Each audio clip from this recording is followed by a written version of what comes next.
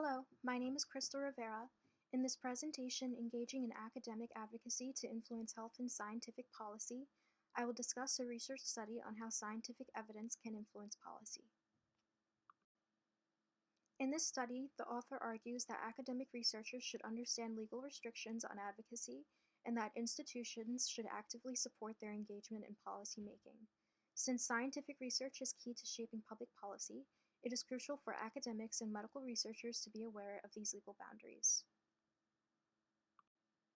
Lobbying laws regulate advocacy efforts, but many academic researchers do not meet the legal criteria of a lobbyist, which include being primarily employed as one, making multiple lobbying contacts, and spending at least 20% of their time on lobbying activities.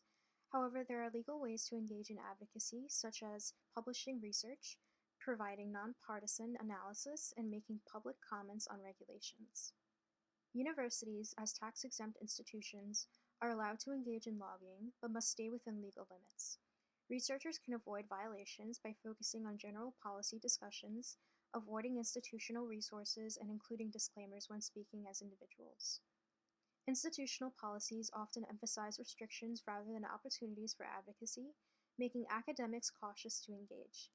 Common policies require reporting contacts with policymakers, making disclaimers, and obtaining approval for lobbying activities.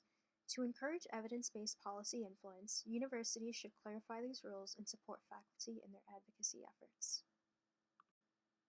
In summary, the article primarily informs academics about legal restrictions they must consider when engaging in lobbying. It also emphasizes that institutions should support academic engagement with policymakers and work to reduce barriers to advocacy. As academics, this raises a broader question. How can we take a more proactive role in influencing policy despite existing restrictions?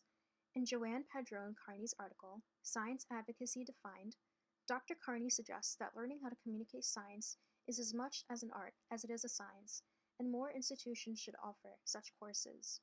If universities actively support academic advocacy, they can help bridge the gap between research and policy, ensuring that decisions are driven by scientific evidence rather than political or ideological biases.